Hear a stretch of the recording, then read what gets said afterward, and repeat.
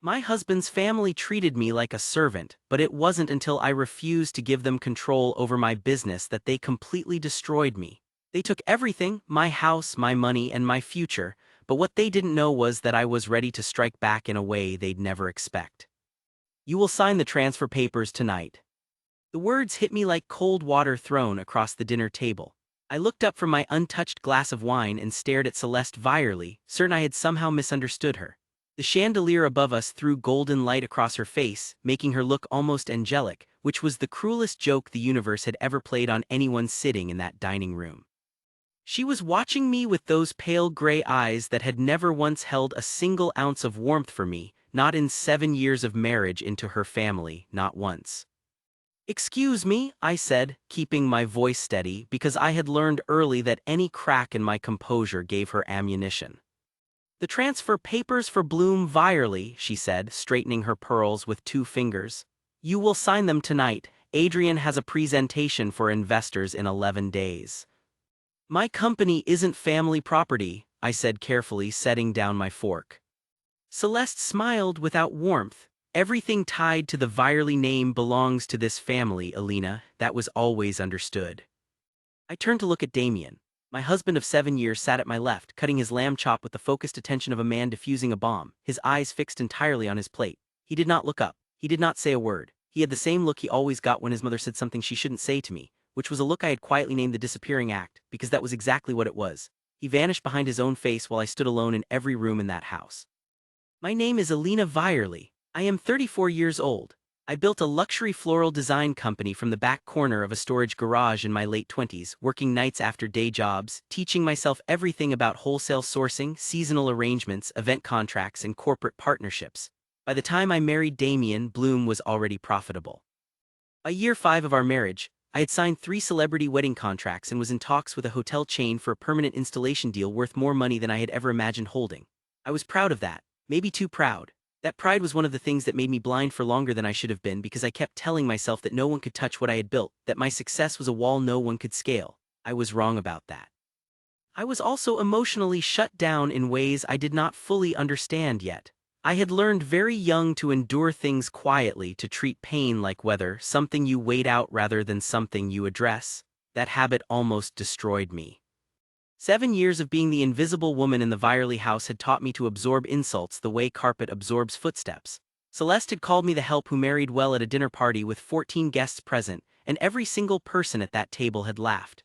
Adrian once asked me to iron his shirts before a business meeting because, as he put it, that is what you are here for, isn't it? Harold, Damien's father, had watched all of it from behind his newspaper and his brandy glass for 7 years without saying a single word in my defense. And Damien had smiled those careful smiles and changed the subject and told me later in our bedroom with the door closed that his family was just old-fashioned, that they meant nothing by it, that I was being sensitive, and I had believed him every time because I confused endurance with love. That was my real flaw, not just pride. The deeper wound was that I had built a wall around myself so thick that I had stopped trusting my own judgment about what was happening to me. But this was different. This was my company. This was the thing I had built with my own exhaustion and my own vision before anyone named Virely had ever touched my life. "I won't be signing anything," I told Celeste that night, and the temperature in the dining room dropped 10 degrees. What happened next came so fast it felt like a hallway collapsing. Within 2 weeks, the joint bank accounts that held our household funds were frozen. Damien told me there were tax complications, that his accountant was handling it, that I should not worry. But the look on his face when he said it was not the look of a worried man. It was the look of a man who already knew the answer to a question I had not yet thought to ask. Then the property documents for the house we had both contributed to for 5 years showed up in a different form than I remembered, with my name in a place that meant something very different from what I had signed. I found vendor emails from 3 of my longest-standing clients, all canceling contracts within days of each other. One of them, a woman I had worked with for 4 years, sent a personal note. She wrote that she had received information about financial irregularities at my company and concerns about how I treated employees, and that she hoped I would get the help I needed. I read that line 4 times. I sat in my car outside her office and I read it 4 times, and I felt the ground cracking open under everything I thought I had built. Nora Bell, my assistant, had been watching the family for longer than I had. She called me on a Tuesday morning, her voice quiet and strange. "Elena," she said, "I need to tell you something I should have said 6 months ago." What is it? I asked. They've been making calls, she said, to your clients. I overheard Adrian on the phone last month from the back office at the gala venue. He was telling someone that you had a breakdown, that you were under investigation. I went cold all over. You're sure? I'm sure, she said. I'm so sorry, I didn't think it was real at first. It's real, I said. And then I sat there in my car for a long time after I hung up, staring at the dashboard, feeling something in my chest that I had been refusing to feel for 7 years finally cracking open. The last blow came on a Thursday evening in October.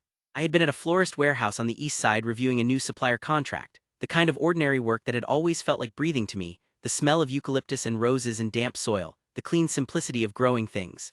I drove home in the early dark feeling something almost like calm, which should have been my warning. The universe does not give you calm right before the worst thing. It gives you calm because it knows you are going to need every bit of stillness you have stored.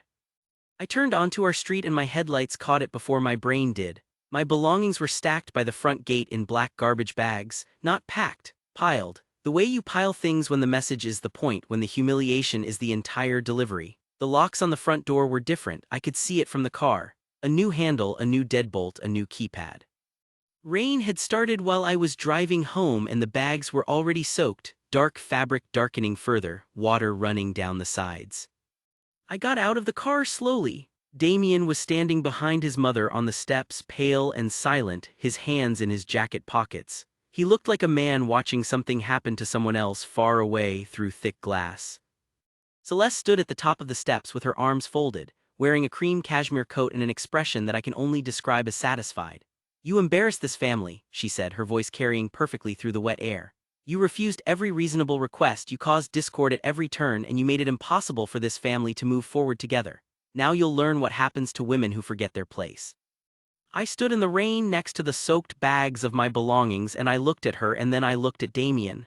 Say something, I said to him, just 2 words. I had been saving them for 7 years. He looked at the ground.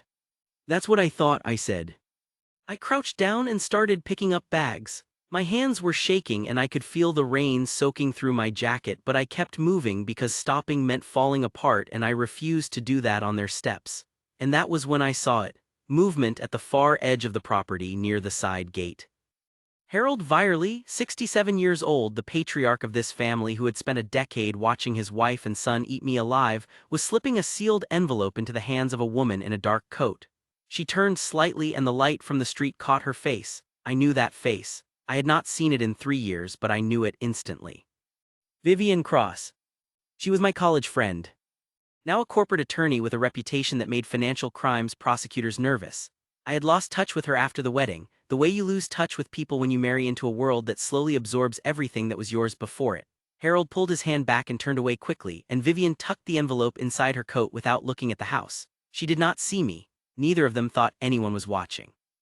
I picked up the last wet garbage bag and put it in my trunk.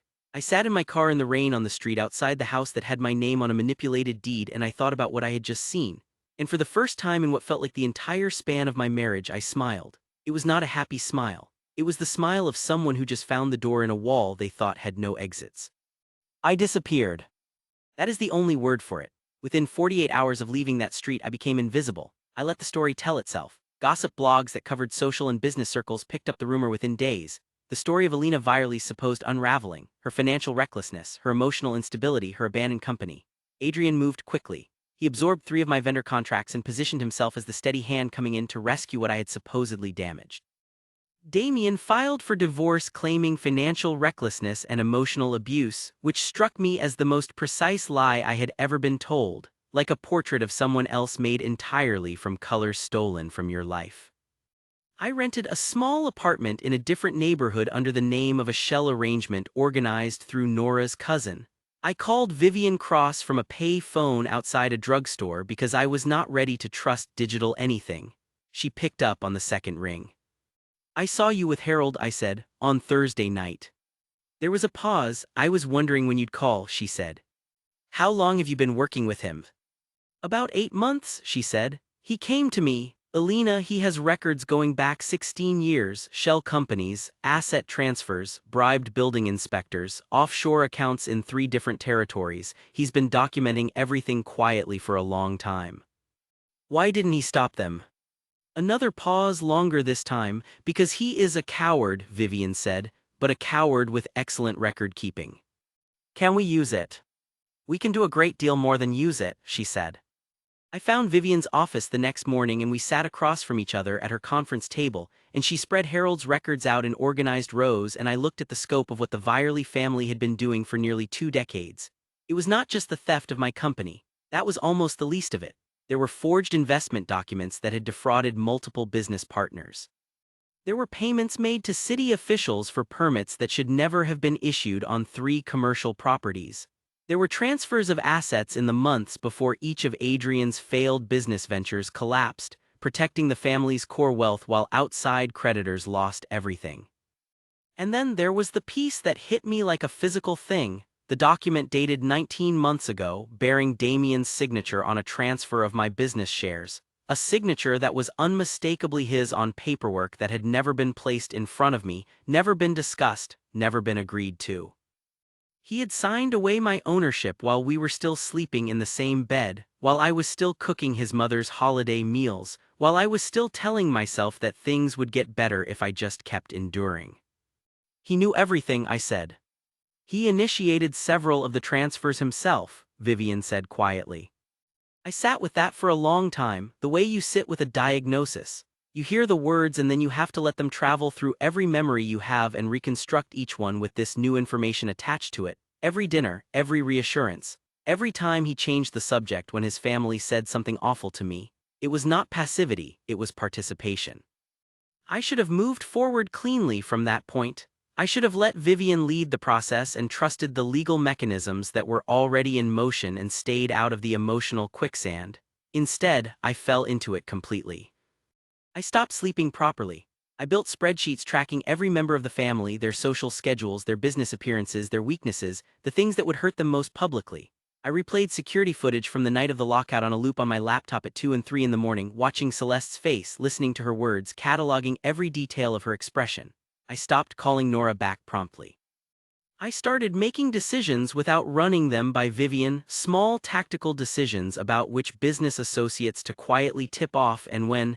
That could have jeopardized the legal case if Vivian had not caught them and corrected them. One night Nora found me sitting in the dark apartment at 3 in the morning, laptop open, the footage playing again. She sat down across from me at the little table and she looked at me with an expression that was more honest than kind. "You're scaring yourself," she whispered. "I need them to feel it," I said, the way I felt it. "Elena," she said carefully, "I know, I understand, but if you crack before this is done, they win anyway." "I'm not cracking." "You're watching the same 30-second video for the 4th time tonight," she said. "That's not strategy, that's suffering." I closed the laptop. I did not say anything for a while, then I said, "I know what I'm doing, Nora." But she was right that my obsession was starting to warp my judgment.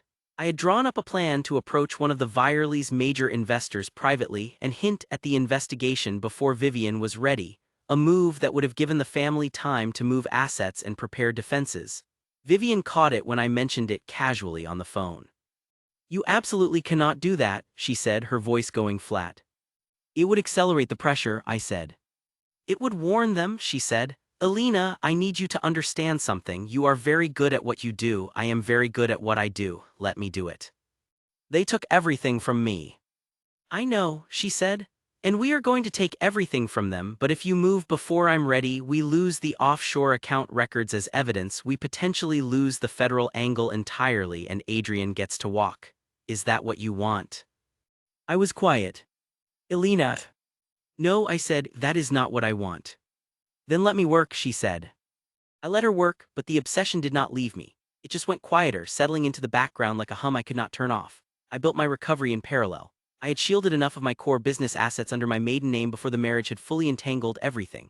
A decision I had made on instinct early in the marriage and never examined too closely, the way you sometimes protect yourself from things you are not ready to see yet.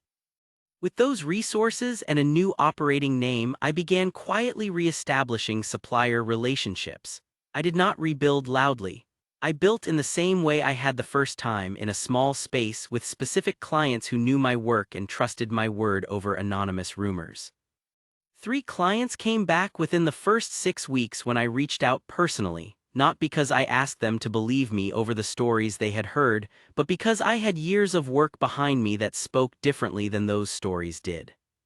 Then Celeste made the move that ended any remaining patience I had. She announced Adrian as the new public face of what had been my company, rebranded under the Virely Holdings name, at a lavish charity gala with 200 guests and a press invite list that included every business journalist in the city. I watched the announcement online from my small apartment and felt something in me go absolutely still, the stillness that comes after something has broken completely and fallen all the way to the floor. Vivian called me 20 minutes later. "I saw it," I said before she could speak. "I know," she said, "it's actually good for us." "Good. Because it sets the date," she said. "The gala is in 10 days, we're ready, Alina, federal coordination is confirmed, we go at the gala." "I'll be there," I said. "You need to stay composed," she said carefully. "I mean it, this only works if you stay composed." "I will be composed," I said. "Alina, I know what this has cost you, I know how long you have been carrying this, but I need you to promise me that when we're in that room you don't let the anger run the moment, you let the evidence do the talking." "Yeah. Vivian," I said quietly, "I promise." The night of the gala, I wore a black dress and no jewelry. I pulled my hair back. I wore flat shoes because I did not know how long I would be standing. I looked at myself in the mirror of the small apartment for a long time before I left, and I thought about everything I had been since the last time I had stood in a room with those people. I had been wet and cold on a street corner with garbage bags. I had been sleepless and obsessive at a laptop in the dark. I had been a woman who confused endurance with love for 7 years and then had to learn the difference in the hardest possible way. But I had also been building something in the quiet. I had been precise. I had been patient, imperfectly patient but patient enough. I had let Vivian lead where she needed to lead, and now we were here. The ballroom was exactly the kind of room the Vireys were most comfortable in. Everything gleaming, everything expensive. Politicians near the bar on the left side, investors at tables with name cards, camera crews from 3 different business news outlets. Adrian was already moving through the room doing the pre-stage circuit, pressing flesh, smiling the smile of a man who had borrowed someone else's life and convinced himself it fit. Celeste stood near the entrance greeting arrivals in a silver gown, looking magnificent and completely at ease. Damien was there too. He stood near the back of the room with a glass of something amber, and when he saw me come through the door he went still. I walked past him without stopping. I found my position near the side of the stage. Vivian was already in the building. She had been coordinating with the Federal Financial Crimes Unit for 3 weeks on the timing. The presentation we had prepared was loaded onto a drive that had been swapped into the venue's audiovisual system 2 hours earlier by someone on the catering staff who owed Vivian a very large professional favor. Everything was set. Everything was ready. The lights dimmed and Adrian climbed the stage steps and took the microphone, and the room quieted with the anticipatory hush of people who expected to be told something impressive. "Thank you all for being here tonight," he said, spreading his arms in the gesture of a man who had rehearsed being charming in front of a mirror. "I'm proud to stand before this community as the new public voice of what has grown into one of the most recognizable names in luxury floral design in this city.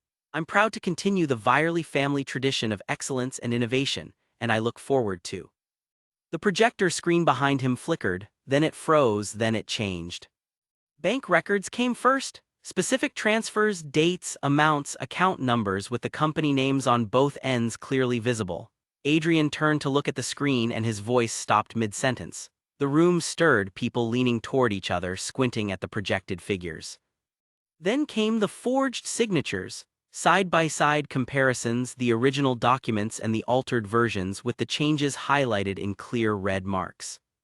Then the offshore wire transfers routed through 3 different territorial accounts, all traceable back to the Virely Holdings structure. Then the bribery payments to city officials, cross-referenced with permit approval dates. Then the tax fraud ledgers, clean and organized and absolutely damning. The room erupted. Not in shouting, not yet, but in the chaotic whisper rush of 200 people all turning to their neighbors at once. Celeste stood up from her table so fast her chair scraped back across the floor. "Turn that off," she commanded, looking toward the audio-visual booth, her voice cutting through the noise with the certainty of a woman who had given orders her whole life. "Turn that off right now." I walked onto the stage from the side. I had a microphone. I took it from the stand at the corner of the stage and I walked to the center and I turned to face the room.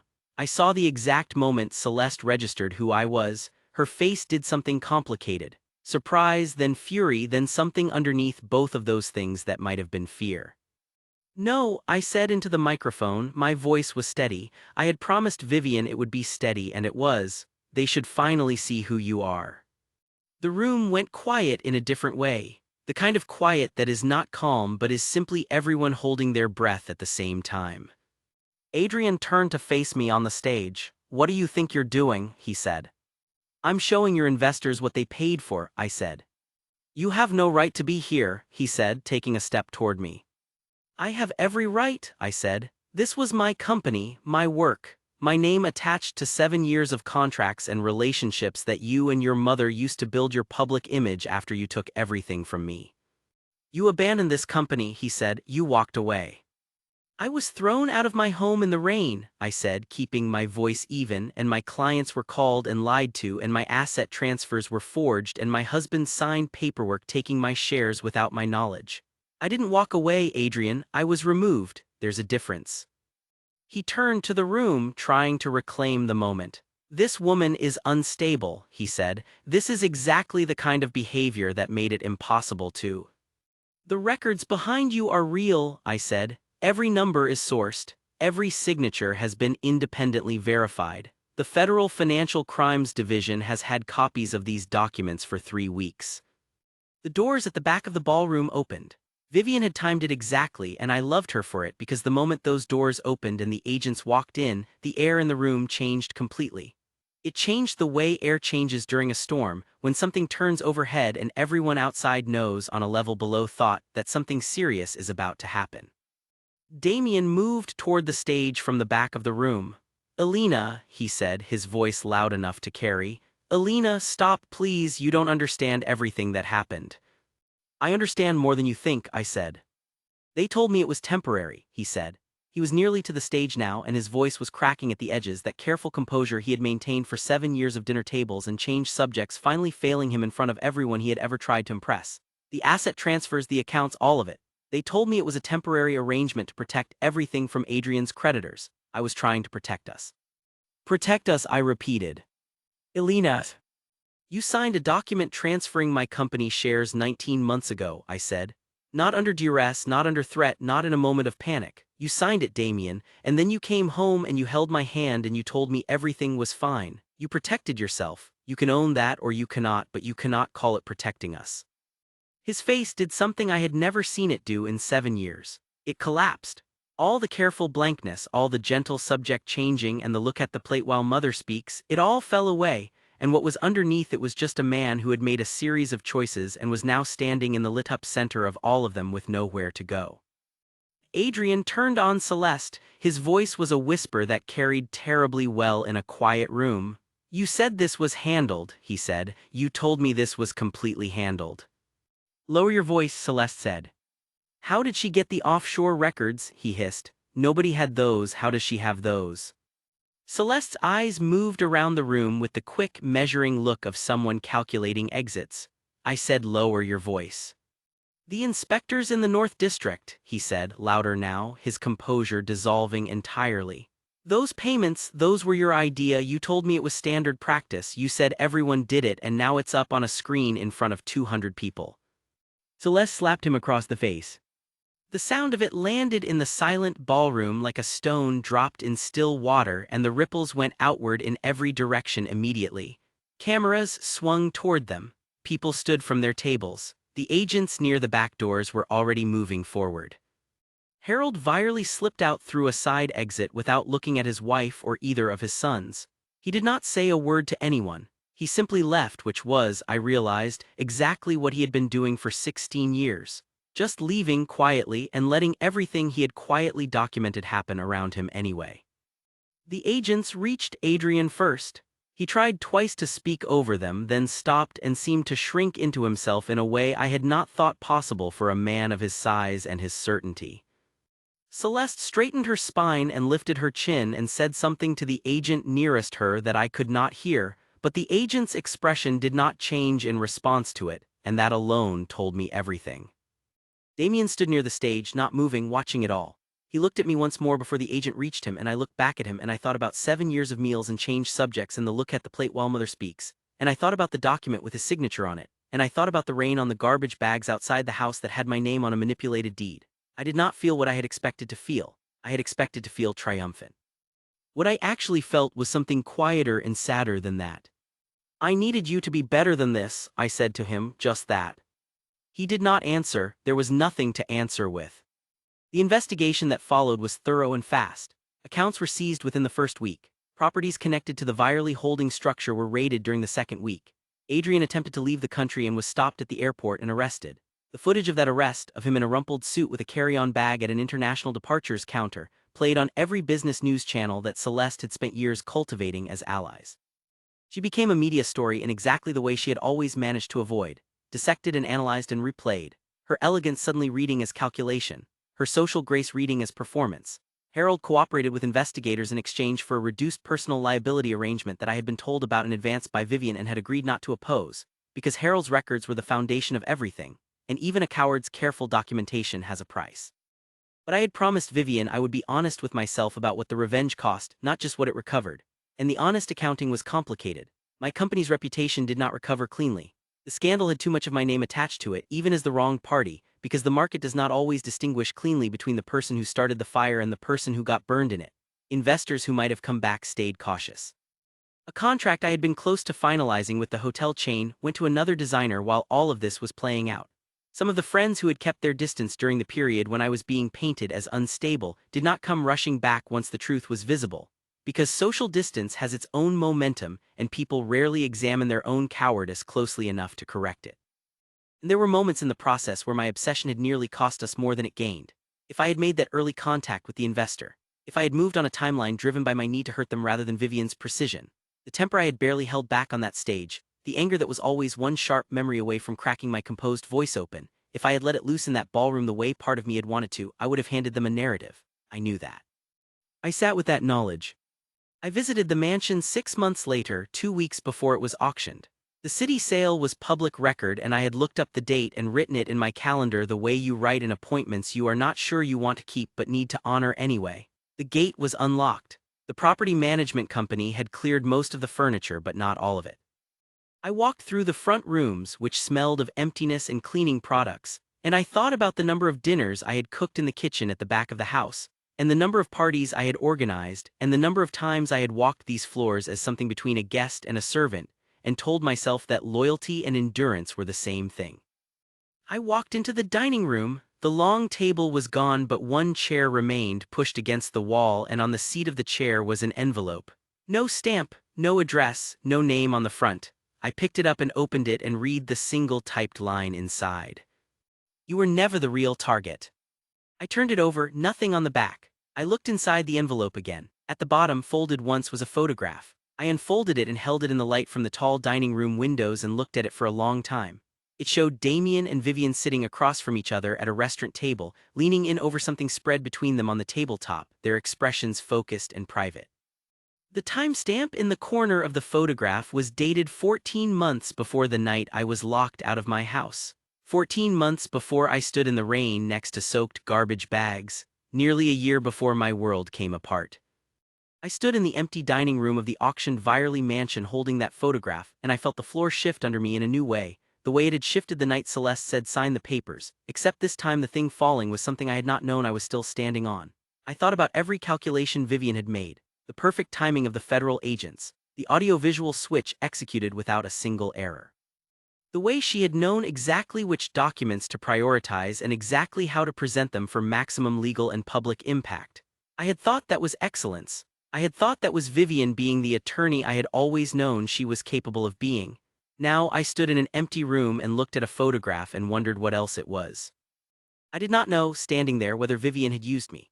I did not know whether Harold's approach to her had been its own kind of calculation, a way to move chess pieces that had nothing to do with protecting me and everything to do with settling some older score I had never been shown.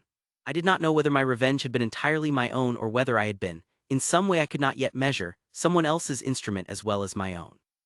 What I knew was that I was still standing, that my company, smaller and quieter than it had been, was still operating, That I had looked Celeste virally in the eyes in a room full of her peers and told the truth in full view of every camera pointed at her, and she had not been able to stop me. That Damien had heard me say what I needed to say to him. That I was 34 years old in a world that was entirely mine in a way it had not been for 7 years.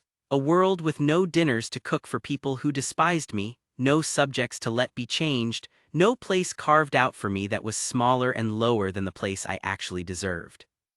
I put the photograph in my coat pocket. I walked out of the dining room and through the front hall and out the door and down the steps, and I did not look back at the house. Not because I was done being angry, I was still angry. I suspected I would be angry about parts of this for a long time, but anger, I had finally learned, is not the same as being trapped inside something. You can carry it with you as you move forward. You can let it teach you things. You can refuse to let it run you the way I had let it run me in those dark early months, watching footage at 3 in the morning, building spreadsheets in the dark. I got in my car, I drove back to my life. And somewhere behind me in an empty room, the chandelier above where a long dinner table used to stand threw its light across nothing at all.